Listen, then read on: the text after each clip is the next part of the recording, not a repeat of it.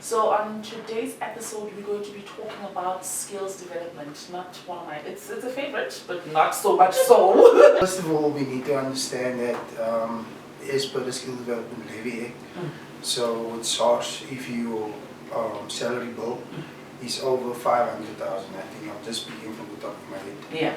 So what is OFO codes? So OFO stands for Organizing Framework for Occupations. So essentially means it's a 6-digit code. So from 1 to 8. 1 is manager, and 8 is elementary. Elementary. Yes.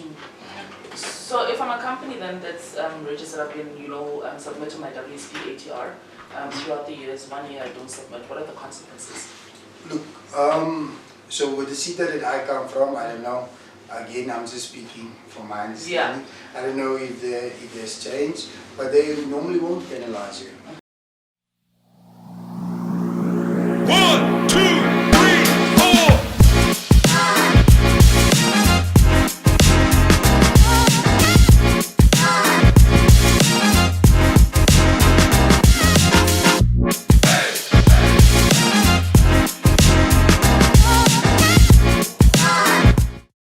Hello everybody, welcome back to Couch Talk with LHS. My name is Mpele, and as always I am with Zanele Buthelezi.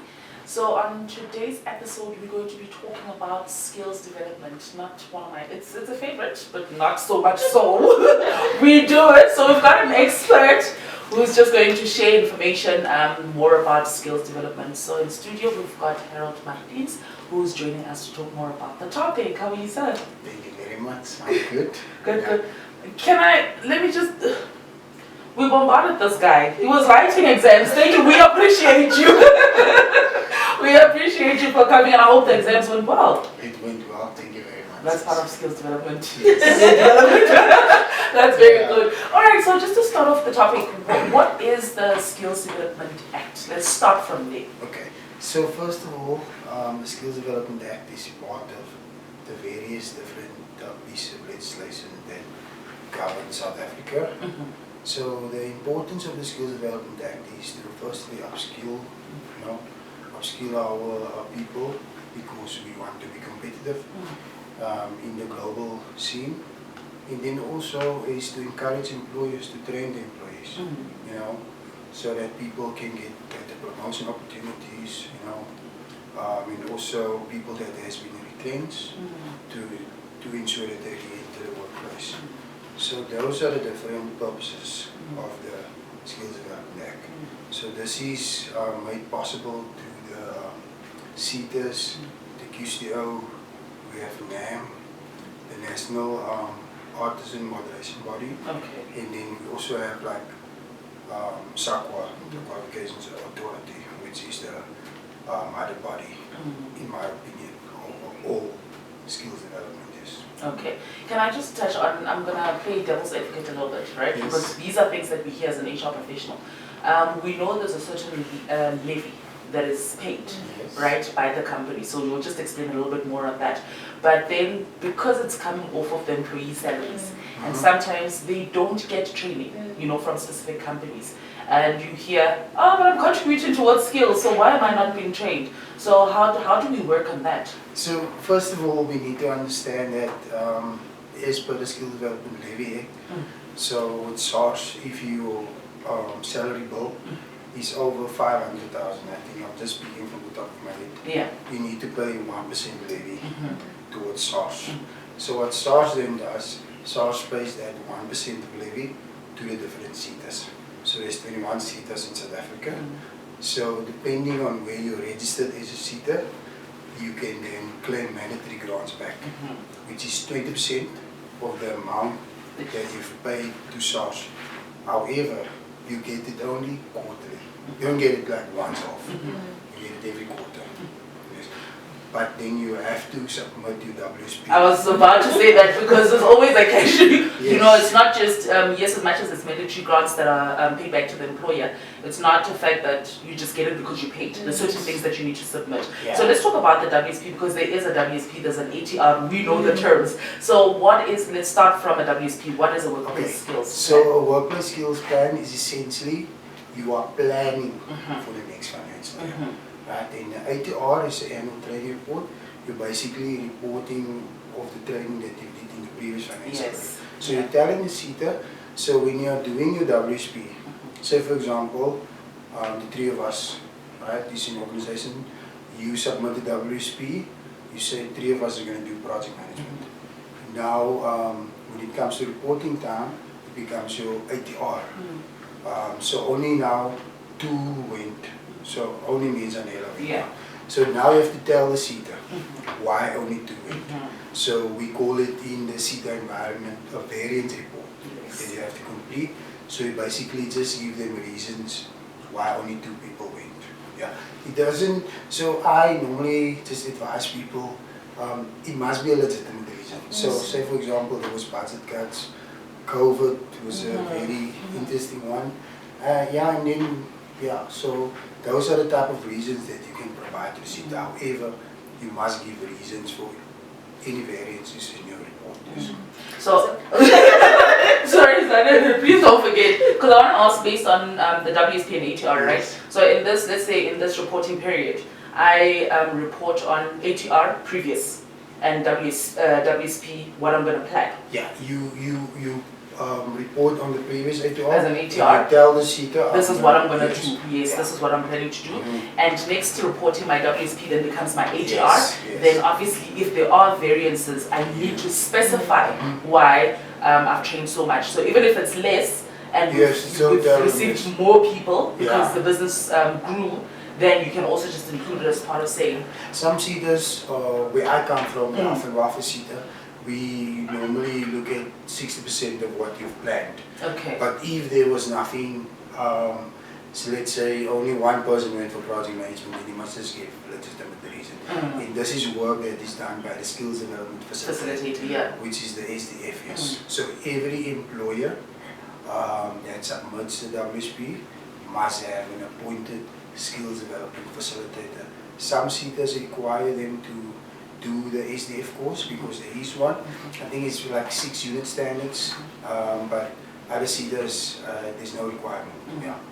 Okay. Now I've got 3 questions. Harold must just be busy. No breaking overtime today, sorry. I was actually writing about this. Oh, okay. So it's kind of very fresh. It's so fresh, yeah, okay. Okay, first question. We spoke about the 20% that they can claim back as companies. Yes. So the requirement is that they submit the WSP as well as the ATR. So what happens then if an employee has contributed, the company has also contributed their 1%, and COVID happened and there's no training? What happens to those funds? Yeah, so we must just remember now that the levy that's been paid is the employer. So if I'm Mediclinic, you guys are my employees, I contribute. Yeah. So you can't contribute because I'm registered with SARS. So I contribute the 1%, and then say if COVID happens, it's fine because there were instances, because during 2020 I was still at the CETA, where instances where companies have said we couldn't do training. So we will then, at the time the CETA accepted something on the letterhead stating that because of COVID, you couldn't do the training. However, you were supposed to do internal training as well. So when we talk about WSP or ATR, people tend to think you must send someone in training. Internal training, it works as well. Remember, you can then use your salary and then calculate the hours. Of course. Yeah. Yeah. Because that is also important when you do triple BE submissions. Internal training also plays a big role in this. So you've covered my second question. That was the second question to say what kind of training would be covered when it comes to the training that we need to report on. So you've covered that. Then you also spoke about the facilitators that needs to be appointed, right? What are the requirements? Yeah, so there's 3 types that the CETAs accept. So one is a primary SDF. So normally primary, I always tell people primary is the one here in your organization. That's the primary SDF. There's the SDF that if you are a CEO, you appoint me, I work in the HR department, you just give me an appointment letter stating that Harold is hereby appointed as the primary SDF. Secondary SDFs is where a company has different branches across South Africa. However, there's a primary and there's a secondary. So the secondary SDF only has viewing rights. So if I'm the primary SDF and you're the secondary, I submit the WSP. But if you now are based in Limpopo or wherever, you can view the stuff that I've captured. So when you have your training and development committee meetings, you get soda committee, this is what has been captured because the stuff is on the system. You get login details, that is what you can do. So that is the secondary one. So it's also someone inside the company. So and then there's a third one, which is an external SDF. This is where you now appoint me as an SDF. So if I'm from LabourNet or wherever, you contact me to submit to WSP. It's an external SDF. However, with each appointment there must be an appointment letter. So, listen, you're just sparking interest out of this conversation. Okay, so just go ahead. Okay, when we're still on the SDF, right? The appointment letter, the validity of it, is it up until I'm employed with the company, or each and every year I have to have a new appointment letter or a letter that stipulates that I'm still that SDF? So if you are primary SDF, remember you are permanently employed. That one is there until your manager decide we're not going to make you SDF anymore, we're going to make someone else. Then a new letter is required. So the same with the secondary, the same with the external one. So if you don't want to make use of me anymore, you find a different consultant, then the same applies. Yes. Yeah. So if, for example, in our case where we are an external party or a business partner to a company that doesn't have an HR department, we act on their behalf. So we just get an appointment letter that we are the SDF for the company because we are representing the company. Yeah, so the CEO or the MD in a small organization must sign off the letter. And then another interesting part when it comes to SDF, so as soon as the employer is 50 or more employees, there must be a training committee. So some organizations make it use of, they will say it's your training and employment equity committee. Yes. Or your training in your triple B committee, because you're basically killing 3 birds with one stone. Because on that committee you have trade unions, you have every person on each occupational level of the organization on that committee giving input. Yes. How important, because I mean, rightfully so, you need to have a committee, and in most cases they do combine, because we're talking about, more or less the same things that interlink, right? How important is it, because some companies would have it just as a ticking box exercise? Yeah. So the very thing that I always advise employees against is to treat it like that. Because what I remember, when you do employment equity submission, you do a 3-year or 5-year plan. So you must now remember, so if you're just treating it as a ticking box exercise, let's say you have a 5-year plan. So then you want to jump around, you want to advertise E only, on PNet or wherever, because that gives you indication that that type of company is nearing their audit in the HR space. So, and then also with triple BE, so there's different barriers to discuss on that committee, but the barriers to training. So it is, you must be very careful just to treat it like a tick box exercise, because there's fines also, especially when you employment equity submissions here. So the fines is so severe, but you tend, what I've come across is that you find that some organizations, they budget for this, for these fines.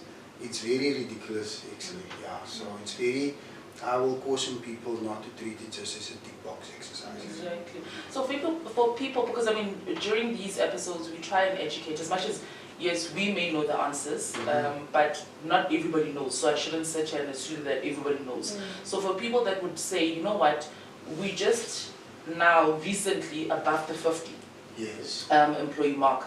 So we realize now that we need to have a committee, but where do I start? What do I do? How do I appoint? So what you need to do is, what I advise people to do is like, so you report on each occupational level. So senior management, top management, junior, semi-skilled, or if you have unskilled even. So you approach every line manager in your department to tell them, look, I need a representative on this level to be on this committee. This is the duties and this is what they must do. We're going to meet quarterly and you tell them, and this is what I tell the people, your HR manager needs to be walking the talk here. He needs to educate the people in the boardroom, why are we doing this? Because of the fines and all of that. So, and then also, it's a question of, getting the buy-in. This all goes back to why are we doing skills development, want to comply with different laws. Some companies work with government, so their BBB status is very important.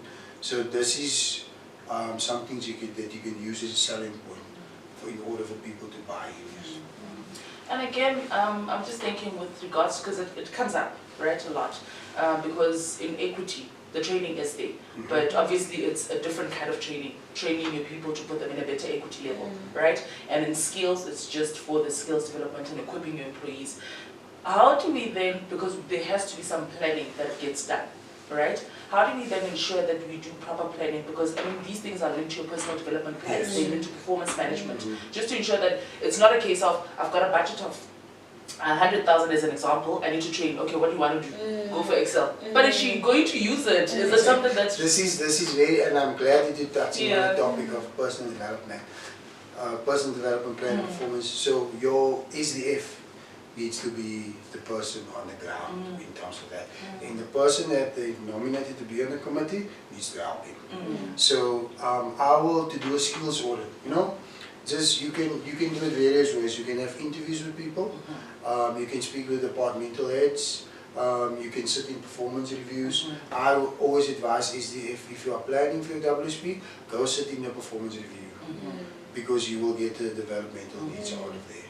So that is how you can do it. And then you can just, like for example, send out a survey. And you must explain to people why is it important. So when a person starts, there needs to be some form of plan for this person. So with, for example, the personal development plan. So when the person is appointed, you are telling him, please fill this in, or fill this in for me, so that you can, get the developmental needs out of that. So that is, there's different ways for you to do that. Because it's very important, there has to be a reason why we are doing certain things. Yes, I think when people understand the why, it's better if you just do an SDF telling them to just fill in forms. Because you get very lazy SDFs. Exactly, it's very weird actually speaking about that, because they will, you find this with external SDFs. Because unfortunately I've worked in the CETA and they will just tell the employer the moon and the stars without now really doing the thing, and then they just send the mess to the CETA. But then you find they've already told the client, Of course. That is what happens out there. And I feel that some people, we shouldn't be naive in terms of when it comes to the appointment of the SDF. You should really think this through, because skills development is a big part of HR and it can really impact your organization. In a big way. Yeah, and massively, yes. Yeah, because I mean, even with that, on your WSP and ATR reporting, there's different kinds of, trainings that you report on. So it's not only like your short courses or your internal, there's pivotal training, there's, your learnerships, there's also like long-term bursaries that you give within the organization. So speaking about pivotal, so pivotal is, you must need to know, it's all training that's credit bearing. So it's credit bearing training, it's aligned to NQF, and then non-pivotal is exactly opposite. Opposite, yes. It's because some companies, I know with the accounting companies, you feel like the CPD points, that's very important. They don't necessarily send the people on pivotal training, but for their entity, the CPD points for chartered accountants, it becomes important. So your SDF really needs to be a person that's on the website, that understands the new development trends in the training development space, how the new employment equity regulations is gonna affect Affect your the- reporting. You know, how is artificial intelligence gonna affect, because it's here. And if we are not prepared for it, I think we will be left behind. So yeah, your SDF needs to be a person that's really on this. Alright, so in terms of your WSP and ATR reporting, right? So before we get to the reporting, there's behind the scenes work that happens in terms of your plan, having a Yes. common team monitoring and evaluation on a quarterly basis. Yes. You know, HR being at the forefront, again, we everywhere at the table, just so that we can understand the We organization. can't be in the corner filling in leave forms. We Those can- days are gone. They are gone, and we've really discussed, I think almost every single topic where we have like an HR person, that's where we end up. That HR is no longer a paper-based, we are everywhere. And at times it's just fighting the doors between line managers and HR saying, this is not your discussion, I'll handle it. But as an HR person, you say, but no, let me sit in, just so that I can understand the environment and I can understand, just so that at least we can work better in that environment. So let's talk about overflow codes, because previously we used to work on occupational categories, right? So some CETAs are not making use of occupational categories, we're now focusing on overflow codes. So what is overflow codes? So OFO stands for Organizing Framework for Occupations. So essentially means it's a 6-digit code. So from 1 to 8. 1 is manager, and 8 is elementary. Elementary. Yes. So you have to code your employees accordingly. So sometimes when I was at CETA and still I get calls from clients asking me, you know, I don't find a full code for this and that. Exactly. You will not find it. So you just have to link the code that speaks to that occupation, the closest one. And the OFO code is a very useful tool. So for example, if you are planning to update your job descriptions, so there's a tab there, descriptives. So you type in the OFO code, it will tell you exactly what this person must do. So that tool is useful if you want to recruit, if you want to update your JDs. Yeah, just also to put your positions in terms of categories. Yes. Because I usually say in simple terms, if you want to, explain the OFO codes, if you want to make examples, maybe company A, I might call my secretary an executive assistant. And in your company, you might call it a PA, your company secretary. So now we want to organize those three different words. What do we call it? So so the Department of Higher Education just wants everyone to speak the same language. Exactly. So that is what I always tell people. Yeah. You will not find it, because when I was at HWC, I was a provincial officer. It's not on the OFO, because I've checked it more than 3 times. It's not there. So you have to link the job description to the code that is closest to what is described that I'm doing. Yeah, because it does have a description as well as Yes, it has specialization as well. Yeah. So it's managers, professionals, skilled admin, so all the way down to it. It's a very, I always tell SDF, please don't print out this thing. Oh no, it's a Bible. You might lose your job, especially when you work in an NGO, because you will print. Exactly. Yes, Yeah, that's a guiding principle. It's a Bible. Just keep it there at least, just so that even when there's new positions coming through or being introduced in the organization, then at least you refer to those. Yes. So what the CETAs always also does is, especially when I was at CETA, we have, if you want to have an OFO change request, because you will find some of these terminologies is very, very specialized. So there is an option like that. So it's an Excel spreadsheet that you fill in. Then you tell the CETA basically you want this to be on the OFO code, because the CETAs report to the Department of Higher Education with regards to that, any changes in the OFO code. So that's why I always tell people, submitting a WSP, it is such a big thing, because you are telling the CETA what is going on in your organization. You're just not submitting, oh, we've done this training. It's not about that. You can request changes to a OFO code, yes. Okay. So we spoke about mandatory grants, right, and how they've been paid. So there's also discretionary grants. So just take us through what that is. So discretionary grants is, so I first want to just say that, so the mandatory grant is only for the levy paying employees. Yes. So you get 20% back. So discretionary grant is for everyone that belongs to that, in that sector, that belongs to the SETA. This includes NGOs, faith-based organizations, non-profits, all of that, as long as you are registered with the SETA. So discretionary grants is in the form of learnerships, internships, funding proposals, TVET learners, work experience for TVET learners. Yeah, so it is various trainings like skills programs. So that is the biggest pool that you can tap into if you really want to train your employees. So on the WSP, when you are planning, there's a little drop down. It will ask, is this a bursary? Is this a learnership? Is that? So that is all of the different discretionary grant funding that's available there. Okay. The big one is the funding proposal. However, I will advise clients, if they want to do the funding proposal, first look at discretionary grant that's available from the SETA. Okay. Before you gonna go the funding proposal route, because they might tell you, you are now wanting to train nurses, but we have funding for nurses. So in terms of planning, just look at all of that. And I do know that funding proposals get prioritized if it's a rural project and if it addresses youth unemployment. Not only addresses, but then they must be employed at the end of the day. Yeah.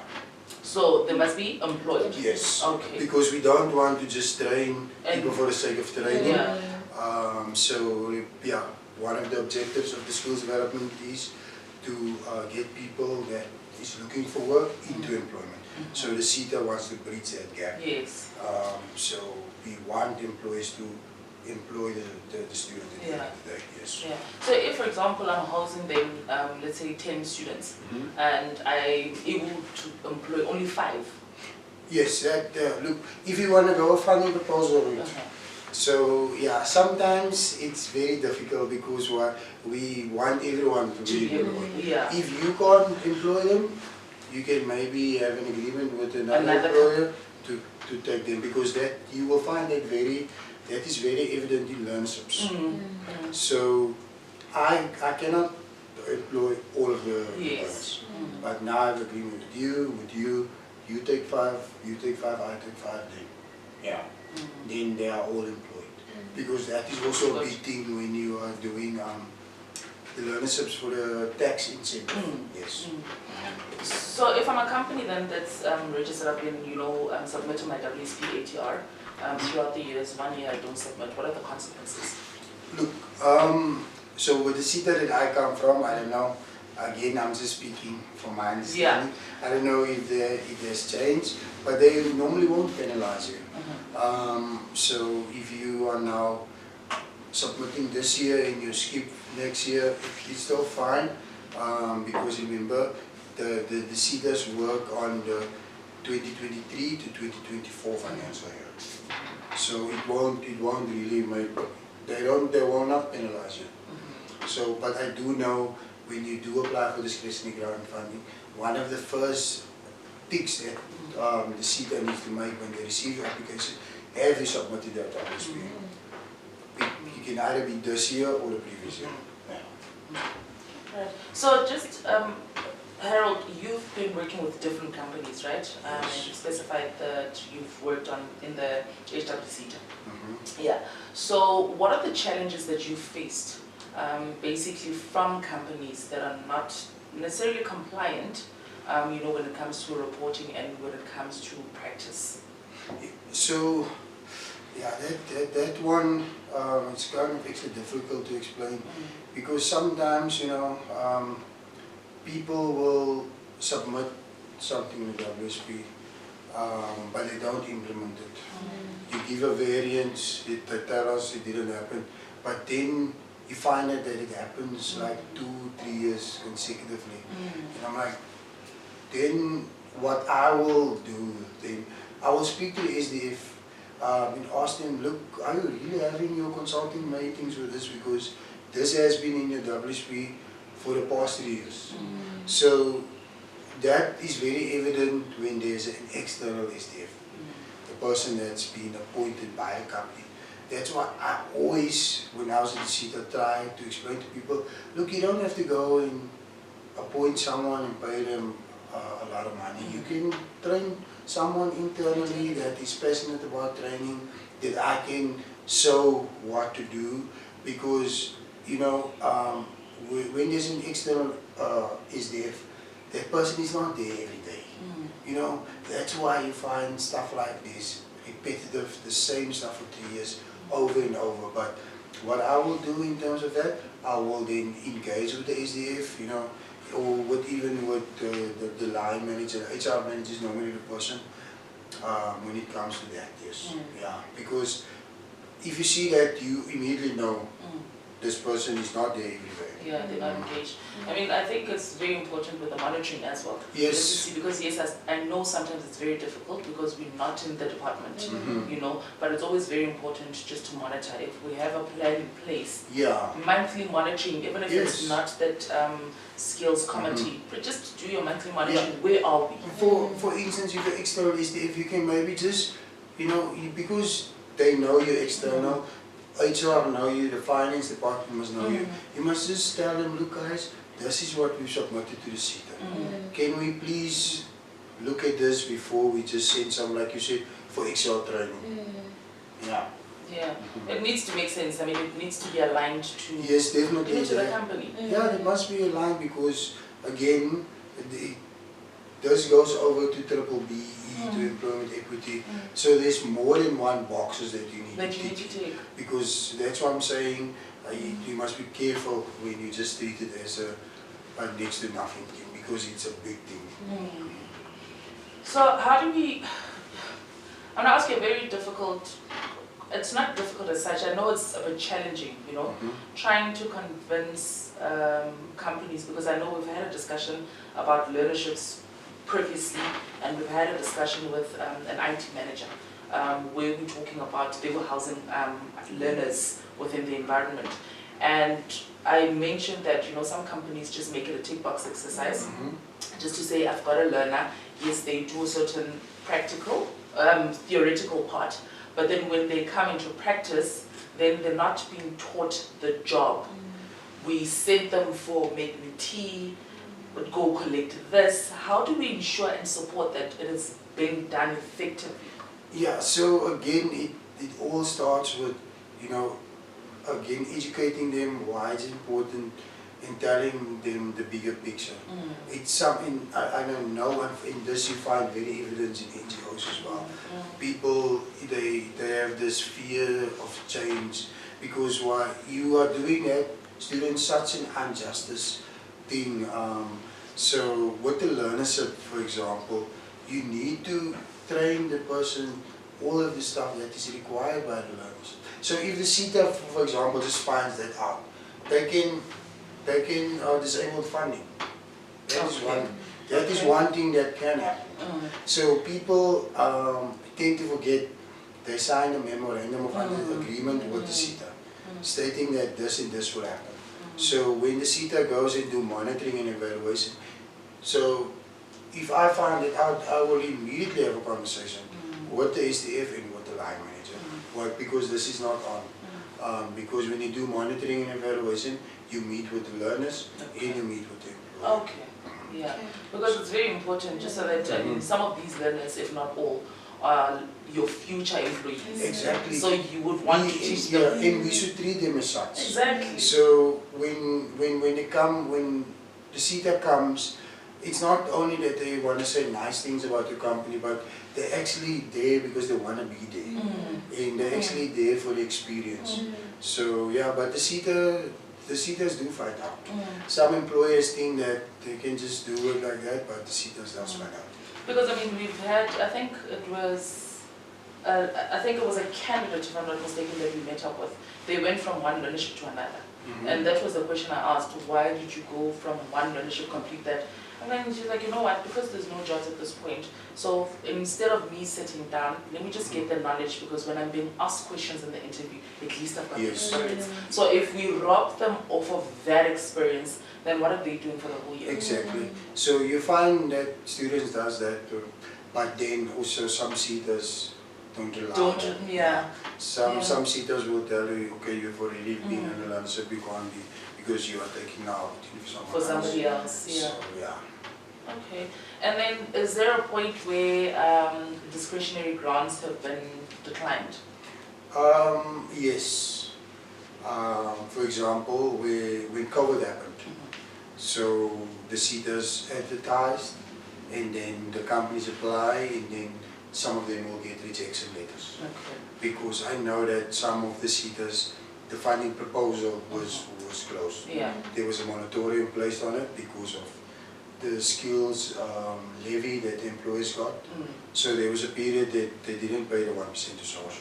So obviously that impacted the seaters' budgets. So there has been a case like that, yes. Okay, so I think maybe a comment from my side. It's very key that we do things correctly in an organization. Yes, very, very. For the success of the company. Especially when it comes to training development. Especially when it comes to training and development, because things are evolving, things Yes. are changing, and you want a workforce that is agile. Yes. A workforce that, because hence we're saying the planning of training shouldn't be just a tick box exercise. It should be valid. Yes. It should be with reason. We go for company strategies. Go back on your plan. Is it still aligned to my company strategy?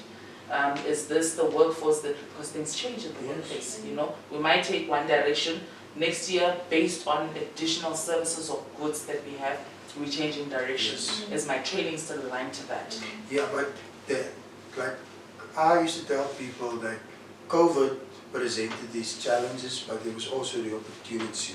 Exactly. So every unique situation in the Exactly. workplace, there's always a flip of the coin. Yeah. So out of that, the opportunity for learning, like artificial intelligence now in the 21st century. So you find that organizations they are being forced to do it, otherwise we will be left behind. So with COVID also, you know, we never thought that we could have worked from home. Exactly. We did that. Exactly. And unfortunately some companies still believe that bums in seat, but bums in seat doesn't work anymore. Exactly. Because you see that is the type of, you know, opportunity that comes from that. Is, Yeah. Okay. All right. So let's talk about your business. Right. You're running an HR consulting company. Yes. HMHR. Yes. Right. So what do you do there? Where can people find you? So now this is your time to shine. You know, it's that one last question. Why should we hire you? Yeah. So it was very interesting. So I want to give you a little background. Yeah. Right? So when I was in varsity, so I started at CPUT. So me and my friends, they're still based in Cape Town. So we always had this conversation about, you know, doing this thing. So when I left the CETA, I actually really look into this. So what I normally offer, or what I can offer, is CETA and QSTO accreditation, employment equity submissions, BBB audits, HR consulting, and then also CCMA cases. Okay. So representation. Yes, Okay. up until constellation level. Okay. Because one of my favorite and I'm fascinated about is labor relations, labor law. So when I was a student at CPUT, I used to go to the CCMA and just sit in, you know. Are you serious? Just to see how this played out, Yeah. you know. So that is what I can offer.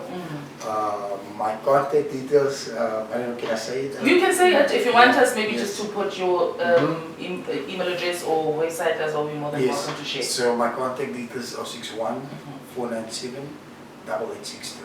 And it's for work purposes. Yes. Show me. Yes. Yes. That is what I can offer. Yeah. There's no more CETA accreditation because why? All CETAs must be, I think by June next year, they must be registered with QCO because why all of the legacy qualifications is being phased out. So the direction that our training development space is taking in South Africa is the occupational route. Okay. So, but that also comes with the challenges because you will find that TVET colleges is still offering the N6 and all of that. But South Africa is taking the occupational route. Yeah.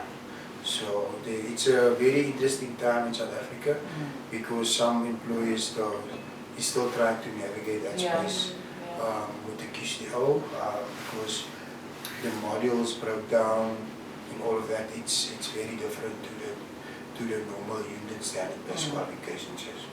So with everything that's changing, I mean, change management is very important. Yes, And yes, being very buy-in. much. Yes, Yeah. very much. Yeah. But yeah, some companies still very reluctant, but it is coming. And again, if you're not going to change, you're going to be left behind. We all know what happened to BlackBerry. You know, that is a very basic example of not changing. So it's been, I don't think there's a BlackBerry in South Africa at this moment. Not It's a long time. Yeah. And that happened with Nokia as well. It didn't innovate, so that's the same thing that happens in business. You need to change. Yes. No, that's what we're saying, that, I mean, specifically with us as well as business owners, small business owners, entrepreneurs, that you need to be agile. You need to get your ear on the ground, you need to move, because if you don't, then you also, you're going to get stuck. Thank you very much for coming through. We really appreciate it. Yeah, like I said earlier, it was very interesting actually when I met Zanele. Yeah. She was like, oh, you can come through. Exactly. And you said something, you spoke about equity, and in my head I'm thinking, okay, you're signing up to come back.